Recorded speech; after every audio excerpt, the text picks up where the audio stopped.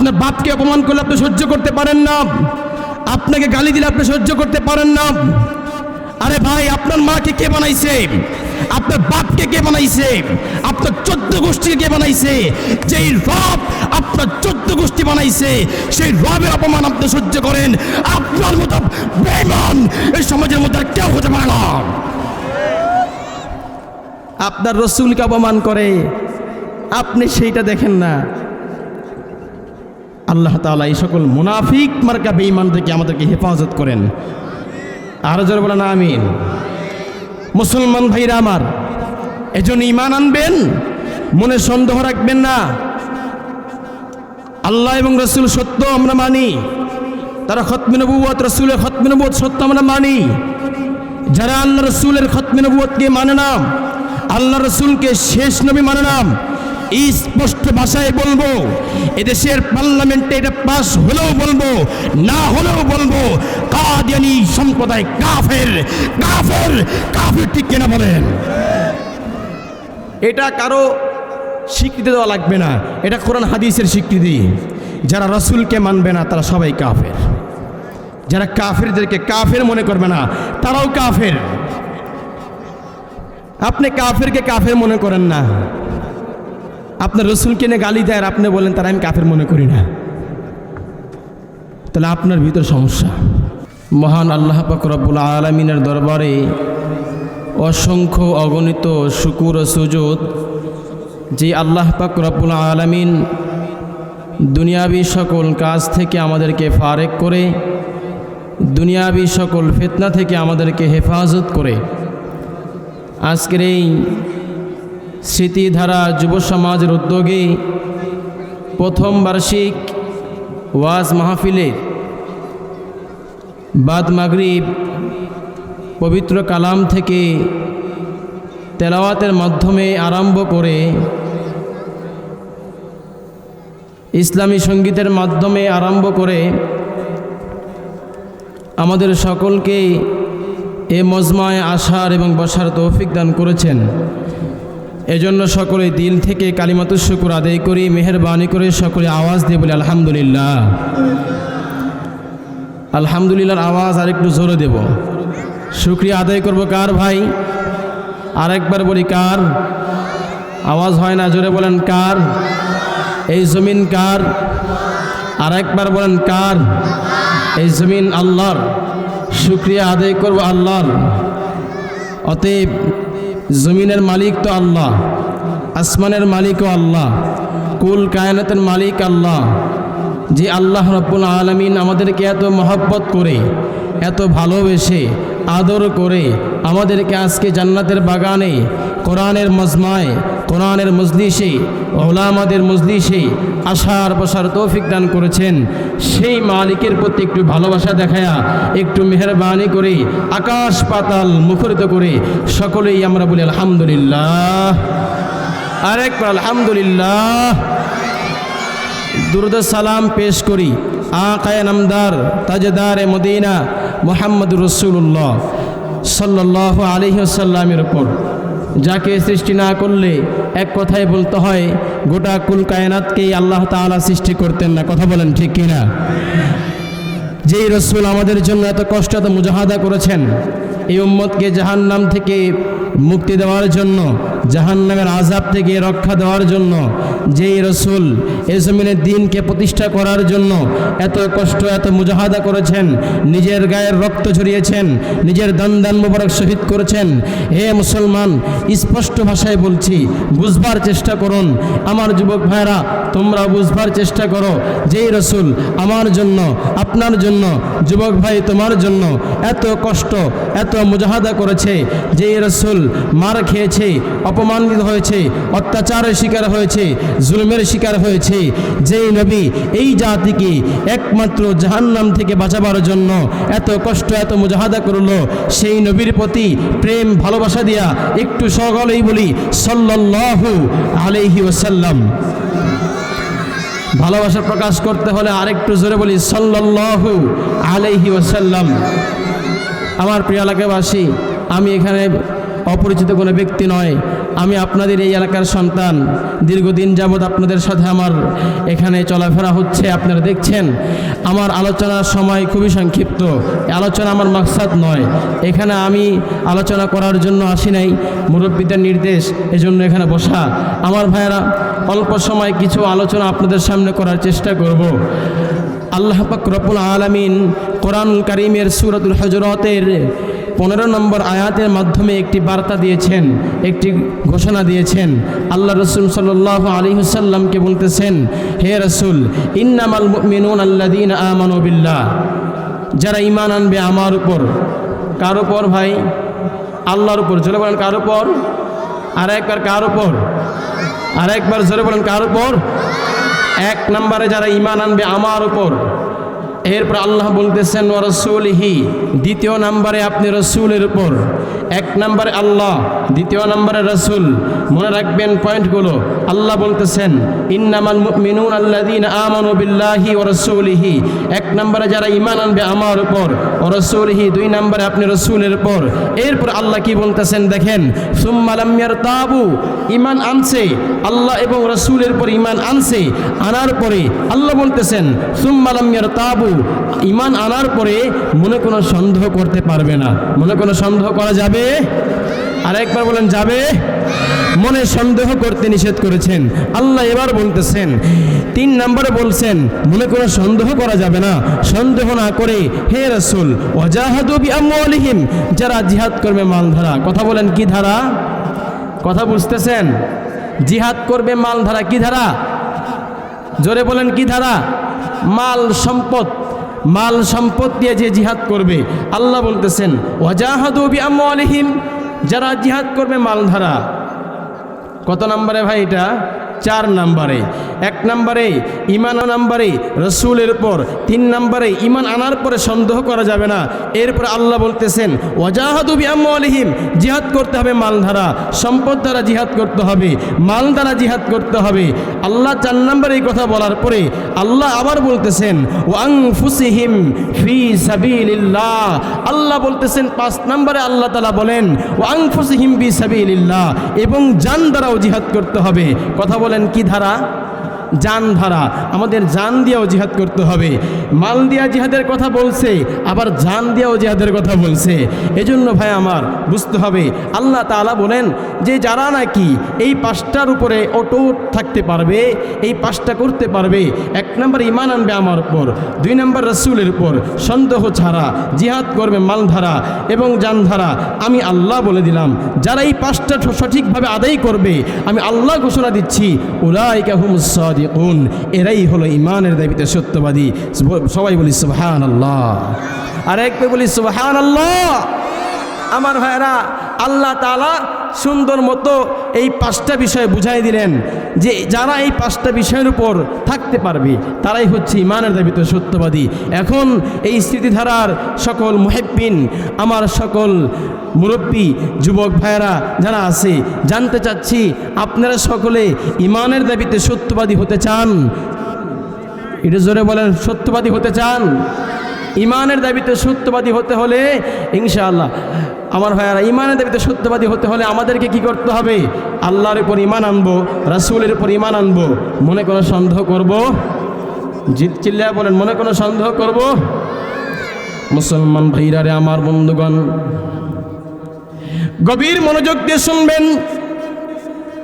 আল্লাহ পাক রব্বুল আলামিন সূরাতুল হুজুরাতের মধ্যে বলেছেন ইন্নামাল মুমিনুনা আল্লাযীনা আমানু বিল্লাহি ওয়া রাসূলিহি সুম্মা লাম ইয়ারতাবু ওয়াজাহাদু বিআমওয়ালিহিম ওয়া আনফুসিহিম বিসাবিলিল্লাহ। আল্লাহ তাআলা বলেছেন যারা ঈমান আনবে আমার উপরে, ঈমান আনার পরে আল্লাহ বলতেছেন দ্বিতীয় নম্বরে যারা ঈমান আনবে রাসূল আপনার উপর, ঈমান আনার পরে সুম্মা লাম ইয়ারতাবু, মনে কোনো সন্দেহ করবে না। সন্দেহ না করে যারা জিহাদ করবে জান দ্বারা, মাল দ্বারা, আমি আল্লাহ ঘোষণা দিয়ে দিলাম এরাই হলো ঈমানের দাবিতে সত্যবাদী। উলাইকা হুমুস সাদিকুন, আল্লাহ তাআলা ঘোষণা দিয়েছেন, আল্লাহ তাআলা ওয়াদা করেছেন। হে মুসলমান ভাইরা রে আমার, হে মুরব্বী বাবারা আমার, গভীর মনোযোগ দিয়ে শুনবেন। আল্লাহ তাআলা ঘোষণা দিয়ে দিয়েছেন। এখন আমরা কয়জন ঈমানের দাবিতে সত্যবাদী হইতে পারলাম? ও মুসলমান, নিজেদের জীবনের দিকে তাকান, নিজেদের বয়স যে পার হয়ে গেছে। এ মুসলমান, একটু নজর করে দেখেন, একটু চিন্তা ভাবনা করে দেখেন, আপনি কি আসলে কি ঈমানের দাবিতে সত্যবাদী হইতে পারছেন কিনা? একটু ভাবনা চিন্তা করে দেখেন। এরে মুসলমান ভাইরা রে আমার, আপনি কি আসলে এই ঈমানের দাবিতে সত্যবাদী হইতে পারছেন কিনা? আপনি যে আল্লাহর উপর ঈমান আনছেন, রাসূলের উপর ঈমান আনছেন, সন্দেহ মনে করছেন কি করছেন না, এটা আপনি ভালো মতো ভাবেন। এরে মুসলমান ভাইরা আমার, আপনি জান দ্বারা মাল দ্বারা আল্লাহ রাস্তায় জিহাদ করছেন কিনা, এটাও একটু ভাবনা চিন্তা করে না দেখেন, তাহলে বুঝতে পারবেন আপনি ঈমানের দাবিতে সত্যবাদী নাকি সত্যবাদী নয়। এ মুসলমান ভাইরা আমার, গভীর মনোযোগ দিয়ে শুনবেন। সাহাবে কেরাম আজমাইন রাদিয়াল্লাহু তাআলা আনহু, তারা ঈমানের দাবিতে সত্যবাদী ছিলেন। তাদের ঈমানের ভিতরে সন্দেহ ছিল না। তারা আল্লাহর উপর ঈমান আনছে, তারা রাসূলের উপর ঈমান আনছে, মনে কোনো সন্দেহ করে নাই। তারা ঈমান আনার পরে মনে সন্দেহ না করার কারণে এ মুসলমান, তারা জিহাদ করছে মাল ধারা, তারা জিহাদ করছে জান ধারা। বলে জান মাল দিয়ে জিহাদ করার কারণে আল্লাহ রাব্বুল আলামিন ঘোষণা দিয়ে বলে দিয়েছেন, উলাইকা হুমুস সাদিকুন। আল্লাহু আকবার। এ মুসলমান, আল্লাহ তাআলা বলে দিয়েছেন এরাই হলো ঈমানের দাবিতে সত্যবাদী। এজন্য ভাইরা আমার, ঈমানের দাবিতে সত্যবাদী হইতে হইলেই আমার আল্লাহর উপর ঈমান আনার পরে সন্দেহ করা যাবে না, রাসূলের উপর ঈমান আনার পরে সন্দেহ করা যাবে না। এ মুসলমান, যখন জিহাদের জন্য ডাক আসবে, যখন জান দিয়া মাল দিয়া জিহাদের জন্য ডাক আসবে, তখন মুসলমান ঘরে বসে থাকা যাবে না। তখন নিজের জান মাল সব দিয়া আল্লাহ রাস্তায় জিহাদ করতে হবে। কথা বলেন ঠিক কিনা? আরেকবার বলেন ঠিক কিনা? মুসলমান ভাইরা আমার, এরে যুবক বন্ধু, তোমাদের হাতে ধরে পায়ে ধরে বলে যাই, এরে মুসলমান, আল্লাহকে যদি বিশ্বাস করে থাকো, রাসূলকে যদি বিশ্বাস করে থাকো, জিহাদ ফি সাবিলিল্লাহকে বিশ্বাস করতে হবে। ঠিক কিনা বলো? হে মুসলমান বন্ধুরা আমার, মুসলমান জাতি বর্তমান গোটা বিশ্বের মধ্যে অপমানের শিকার, জুলুমের শিকার একটিমাত্র কারণ, এই মুসলমান জিহাদ থেকে দূরে সরে গেছে। এই মুসলমান আল্লাহর উপর ঈমান আনছে, রাসূলের উপর ঈমান আনছে, কিন্তু মনে সন্দেহ রাখে। এই সন্দেহ রাখবার কারণে, এই সন্দেহ রাখার কারণে তারা জিহাদ করতে পারে না মাল ধারা, তারা জিহাদ করতে পারে না জান ধারা। এই জন্য তারা ঈমানের দাবিতে সত্যবাদী হইতে পারে নাই।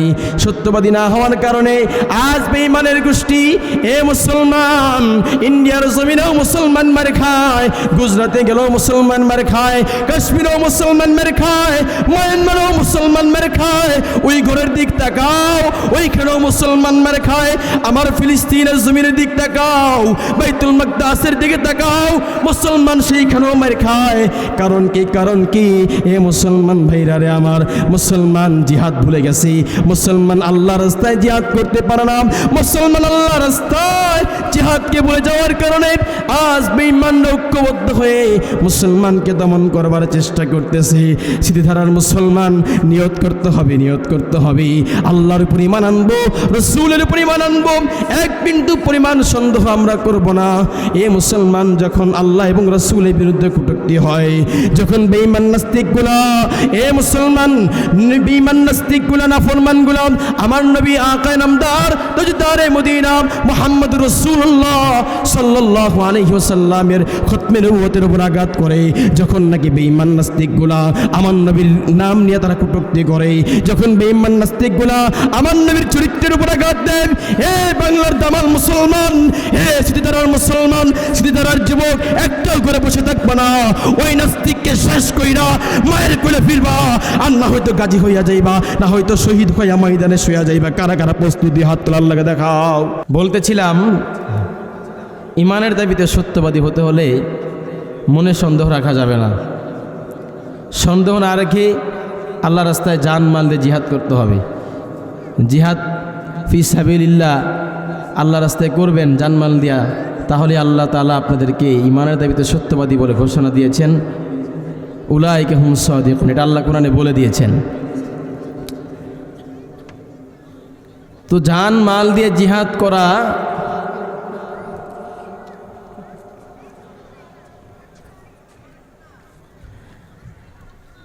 আমাদের বর্তমান সমাজের মধ্যে এই জিহাদ ফি সাবিলিল্লাহ উঠে যাওয়ার কারণে বেঈমানরা আমাদের উপরে ঐক্যবদ্ধ হয়ে চড়াও হচ্ছে। এজন্য আমাদেরকে ঐক্যবদ্ধ হতে হবে। আমাদেরকে ঐক্যবদ্ধ হয়ে সমাজে ইনসাফ কায়েম করতে হবে। সমাজের মধ্যে কোরআনী শাসন বাস্তবায়ন করতে হবে। আজকে নাস্তিক আর মুরতাদগুলা, বেঈমান মুশরিকগুলা আমাদের রসুলকে নিয়ে কটূক্তি করে।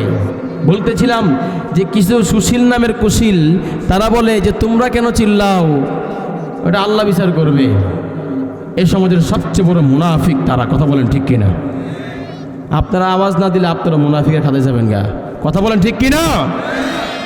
এই সমাজের সবচেয়ে বড় মুনাফিক তারা।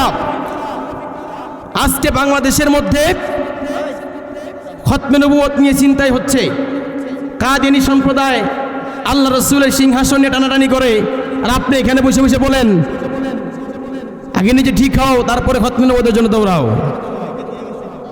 আজকে আল্লাহকে নিয়ে কটূক্তি করে,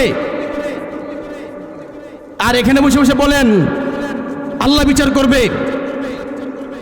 আপনার ইমানে ঘাবলা আছে। কথা বলেন ঠিক কিনা? এটাই প্রমাণ করে আপনার মধ্যে আল্লাহ এবং রাসূলের মহব্বত নাই, আপনার ইমানের সন্দেহ আছে, আপনার ইমানের মধ্যে ঘাবলা। আল্লাহ তাআলা যে বলেছেন আমার উপর ইমান আনার পরে, রাসূলের উপর ইমান আনার পরে সন্দেহ করা যাবে না। আপনি তো সন্দেহ করেই ফেলছেন। আল্লাহ সন্দেহ করতে না করছে, আর আপনি এখানে বসে বসে বলেন যে এটা আল্লাহ বিচার করবে। তাহলে আপনি আল্লাহরে কেমনে মানলেন? আপনার মাকে অপমান করলে আপনি সহ্য করতে পারেন না, আপনার বাপকে অপমান করলে আপনি সহ্য করতে পারেন না, আপনাকে গালি দিলে আপনি সহ্য করতে পারেন না। আরে ভাই, আপনার মাকে কে বানাইছে? আপনার বাপকে কে বানাইছে? আপনার 14 গোষ্ঠীকে কে বানাইছে? যেই রব আপনার 14 গোষ্ঠী বানাইছে, সেই রবের অপমান আপনি সহ্য করেন। আপনার মতো বেঈমান এই সমাজের মধ্যে কেউ হতে পারে না। আপনার রসুলকে অপমান করে, আপনি সেইটা দেখেন না। আল্লাহ তাআলা এই সকল মুনাফিক মার্কা বেঈমান থেকে আমাদেরকে হেফাজত করেন। আরো জোরে বলেন আমিন। মুসলমান ভাইরা আমার, এজন্য ঈমান আনবেন, মনে সন্দেহ রাখবেন না। আল্লাহ এবং রসুল সত্য আমরা মানি, তারা খতমে নবুয়ত, রসুলের খতমে নবুয়ত সত্য আমরা মানি। যারা আল্লাহ রসুলের খতমে নবুয়তকে মানে না, আল্লাহ রসুলকে শেষ নবী মানে না, স্পষ্ট ভাষায় বলবো, এদেশের পার্লামেন্টে এটা পাস হলেও বলবো, না হলেও বলবো, কাদিয়ানী সম্প্রদায় কাফের, কাফের, কাফের। ঠিক কিনা বলেন? এটা কারো স্বীকৃতি দেওয়া লাগবে না, এটা কোরআন হাদিসের স্বীকৃতি। যারা রসুলকে মানবে না তারা সবাই কাফের। যারা কাফেরদেরকে কাফের মনে করবে না তারাও কাফের। আপনি কাফেরকে কাফের মনে করেন না, আপনার রসুলকে নিয়ে গালি দেয় আর আপনি বলেন তারা আমি কাফের মনে করি না, তাহলে আপনার ভিতর সমস্যা। আমার ভাইরা, এই জন্য আমি বলবো, আমার ওস্তাদে মুহতারাম মাওলানা নাসিরউদ্দিন সাহেব দামাত বারাকাতুহু মিশে পড়েছেন। এখানে আলোচনা করার আমার অধিকার নাই, তারপরেও যেহেতু ওস্তাদের সময় দিয়েছে, এখন হুজুর এখানে আলোচনা করবেন, খুব সুন্দর আলোচনা করবেন। আমি ছোট্ট মানুষ, ছোট্ট আলোচনা, আমার আলোচনা এখানে আমি শেষ করে দেব। তবে আমার কথা হচ্ছে ভাই, আমরা সকলে ঐক্যবদ্ধ হই, আমাদের ঈমান মজবুত করি, আমাদের ঈমানের উপর আমরা অটুট থাকি। ইনশাআল্লাহ এ সমাজে কোনো নাস্তিক মাথা চাড়াতে উঠতে পারবে না। কথা বলেন ঠিক কিনা? আমাদের যুবকরা যদি ঐক্যবদ্ধ হয় এ সমাজে কোনো রকম বেইনসাফি কাজ হবে না। কথা বলেন ঠিক কিনা?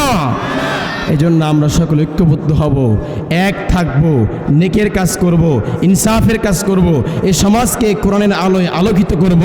ইনশাআল্লাহ এই সমাজ থেকে সকল জাহিলিয়াত দূর হয়ে যাবে। কথা বলেন ঠিক কিনা? মুসলমান ভাইরা আমার, এই জন্য সকলে এক থাকবেন তো ভাই?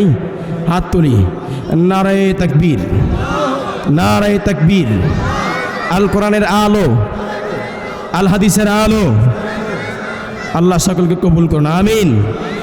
প্রিয় ভাইয়েরা আমার, আমরা সকলেই বসে যাই, সকলেই বসে যাই।